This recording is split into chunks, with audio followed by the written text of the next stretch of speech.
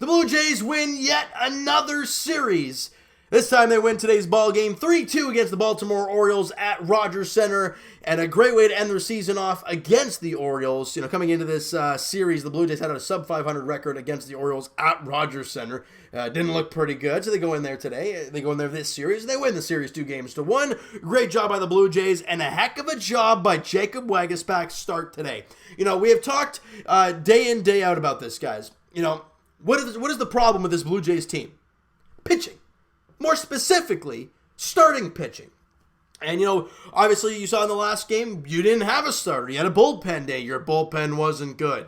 And you saw the day prior, who was on the mound there in that game. It was Clay Buchholz, and he was terrible, but there was a slugfest in that game. But today, Jacob Waguespack, did an amazing job. He did a fantastic job. Went 6 shutout innings, 4 hits, walked a couple, but struck out 5. He has never faced the Orioles before, so you could say that might be a little bit of an excuse. But I thought he was stellar. Throwing strikes, he did a great job. The key to being an amazing big leaguer, and the thing that the Jays have had a lot of issues with this year, throwing strikes. It doesn't sound very difficult. But for a young team, a lot of new faces coming in, you don't see a lot of strikes. And, you look at guys like Elvis Luciano, whose walk numbers are through the roof. Justin Schaefer's are through the roof. We talk about Aaron Sanchez back in the day. His numbers were through the roof. And Waguespack at times has had his walk numbers a little bit higher than normal. But today, over 6 innings, only walked 2 guys. I thought he was fantastic. His ERA going into the game was 4.75. And his season will it will end with a 4.38 ERA, a 5-5 record. He's pitched close to 100 innings. He was 6 innings today. He's pitched 78 innings for the Blue Jays this year. It's a great job by Jacob Waguespack. In his first year with the Blue Jays, I thought he's done a very good job. There's still a lot of things he has to work on moving forward, but for his first taste of the big leagues and his first 78 innings in the big leagues, I thought he's done an admirable job. He's done an amazing job. He's shown a lot of great positives. He hasn't been great lately other than today's start, but again, he's a young guy, still trying to work his way into the big leagues and trying to find out who he is. And I think he's slowly starting to find himself. And it was really good to see there from Jacob Waguespack there today. And the offense started really early on in the ball game, though, because Waguespack got to an early lead. Billy McKinney in the bottom of the first inning, a 1-0 pitch, crushes it to right field, and it barely gets out of the ballpark because it wasn't too crushed, but it was hit hard enough to leave the ballpark and put the Jays in front. It's 1-0. Billy McKinney with his 12th home run of the year. He's hit a lot of home runs lately, and him in the top of the lineup. He's done a pretty good job. Now, we know Bo Bichette's that guy at the top of the lineup, though. We're not changing that scenario. We know where Bo is. And Billy McKinney has done a great job since Bo Bichette has been on the shelf. And he apparently is resuming baseball activities. Great to see there from him. It sounds like it's not as severe as we might have thought at first. So it's good to hear about that. But I don't want him to touch the field again this season. I love Bo, and I love watching him play. But for the future of this team, for next year, why bother playing this season? There's 3 games left. Doesn't matter. All right? So in the bottom of the 4th inning, big fella Rowdy Tellez, standing on 19 home runs on the season, gets a 0-2 count, and there was a fastball in the inner half. It was assuming it's a slider, but it backed up way inside. But Rowdy turns on it and drills it to right field, and it's gone, putting the Jays up 2-0. Rowdy Tellez's 20th home run of the season. Great to see for Big Rowdy. Look, he's had an up and down season, that's for sure. But what he has shown consistently is that he's got pop. And I know the big leagues, it's the year of the home run and everyone's hitting home runs. I get that. But for a guy, to come in there and get 20 home runs, I don't care who you are, 20 dingers is a great season. Especially since he was down in the minors for quite a few games. He still played 108 on the season. But again, it's a great job by Rowdy. And then in the bottom of the 6th inning, he gets a 2-2 pitch up, and there's a slider up, like I'm talking at the very top of the zone, and he hits it the other way, and it hits the front of the first row in the seats, and it's gone for Rowdy Tellez. 21st. Oh, what was that? 21st. Oh, there we are. Home run of the season for Rowdy Tellez. Puts the Jays up 3-0. Multi-home run game for Rowdy. And a great job all around by the big fella in the game today. Now, the Jays get into a little bit of trouble in the top of the 8th inning. Jordan Romano gets the first out. Then gives up single. Walk. Single. Oh, God. Then he hits the batter. Oh, God. Things aren't looking good here. He gets the boot.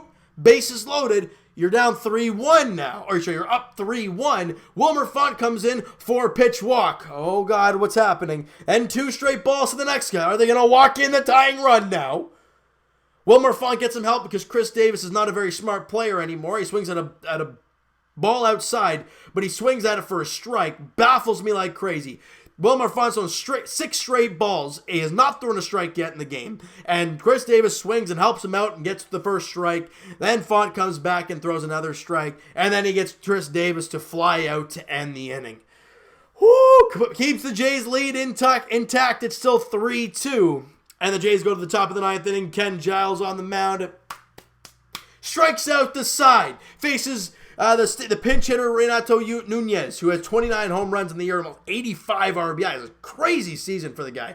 Strikes him out on, I think it was either 3 pitches or 4 pitches. Then gets Jonathan VR to strike out. Then get not Austin Wims, that's the catcher. Austin Hayes. Yeah, they're both, is it Austin Wims? Yeah, okay, so I'm not going too crazy. Their both names are Austin. Austin Hayes, the up-and-coming youngin', and he strikes him out to end the ball game.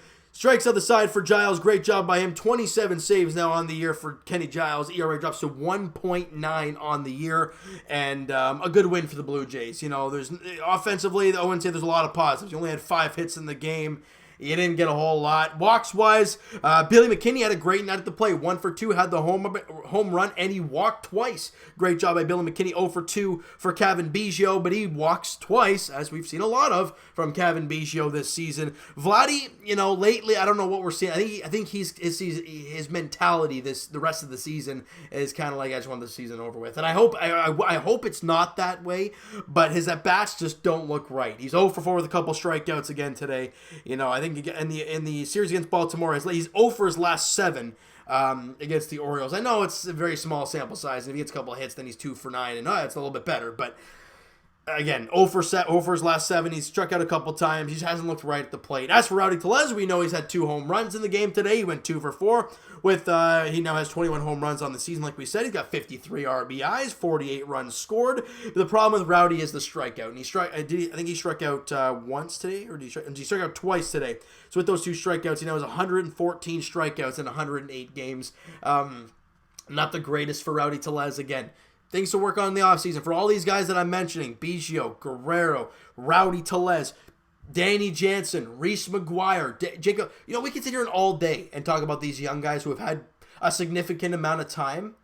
You know, a lot of these guys that have had over 100 games, I don't know if Biggio's has he hit 100 games yet? No, he's at 96, 97. So if he plays the other 3 the rest of the way, he'll hit 100 games. For Vladdy, you know, all these guys who have played over 100 games for their first time in their career, the next year is really what you want to see now. For Rowdy Tellez, we saw him come up in September last year and play really, really well. We saw him come up this year and struggle. Hit the home run, but struggle. So what do you see next year from Rowdy Tellez? I know people are going to say right now, he's not a good player, he's trade him, he's not your first base. I get that. I know what you're feeling right now. But you got to remember, not every young player is going to have a great year every year. You know what I mean? Not every great player is going to have a great year every season. That's just anything with baseball. So for Rowdy Tellez, he's shown the pop at 21 home runs so far. And yeah, the batting average is still south 230. It's only 226. His on base only 295. He hasn't even walked 30 times, and he's striking out over 115 times. It's not very, or almost 115 times. It's not very pretty, but you got to take positives out of seasons, you know. And Brandon Drury's a guy that I'm not too sure about. He's had quite a few years in the big leagues. He had a really good season with the Diamondbacks, and it just hasn't been the same since. You know, guys like Derek Fisher, I hate to say it, but he's really his only first shot in the big leagues. So you kind of give him next year as kind of that season, or do you move him and give up? I don't know. I don't know what their plan is going throughout the offseason, all right? He went 1 for 3 in the ball game. Teoscar Hernandez went 1 for 3, and that was it. All 5 hits from the Blue Jays, you know, in that game. And Jason Adam, who's been an incredible guy to the bullpen for this team, went an inning, gave up a hit, walked a batter, and struck out 2 guys, didn't allow a run. ERA drops to 3.15 for Jason Adam in his 20th inning of the season. So good job by him in his short time in the big leagues. Jordan Romano, again, We talked about him having a struggle there. 2/3 of an inning, 2 hits, 1 walk, hit a batter, and gave up 2 earned runs. His ERA is 6.60. I don't know. I thought he was a guy that's going to be in the bullpen next year, but he is struggling almost every single outing. It is tough to watch for Jordan Romano. And Wilmer Font came out there, as we talked about, walked a batter, and then got Chris Davis to fly out. And then Ken Giles with the strikeout the side to end the ball game. All right? So, Jays fans, we are finally here. The final series of the season is upon us. This Friday afternoon, or this Friday night, 7:07 first pitch at Rogers Center, is the first game of the final series of the year. 3 games remain. I feel, and I know you guys are probably feeling the same way, this is becoming a struggle because you're seeing Leafs hockey come back. You're excited. You can smell Raptors preseason right around the corner, and the Jays just are 29 games under 500, way out of the playoffs, and they're just like, okay, let's just get this thing over now. But the Jays might have some implications playoff-wise. How did the Tampa Bay Rays do today, and how did the Cleveland Indians do today, or did they even play? The Rays won 4-0. And Cleveland, they're down 5-3 right now to the White Sox. So let's say, if these scores hold and the White Sox beat the Cleveland Indians, that means Cleveland is a game and a half out of the race against the Rays. The Blue Jays could play gigantic spoiler against the Rays, or I guess technically the Indians as well. If the Jays go out there in the weekend set and find a way, which I think is impossible, but if they find a way to sweep the Tampa Bay Rays in Cleveland, I don't know who they're playing in their final series of the season. They're playing the Nationals in Washington, so that might be a little difficult. Actually, they have an extra game, does Cleveland, so that may be really interesting to see how it all plays out. But, guys, the Jays have some playoff implications, not for themselves, of course, but for the Tampa Bay Rays on the line in the next 3 games of the series. Game 1 goes on Friday, like I talked about, 7:07 first pitch. Tyler Glasnow is the pitcher in Game 1 against the Blue Jays. I don't know who the heck's going to be pitching in Game 1. Game 2 goes on Saturday as Trent Thornton gets the ball for the Blue Jays. 3:07 first pitch there on Saturday. As the Blue Jays look to do some damage against the Rays playoff hopes.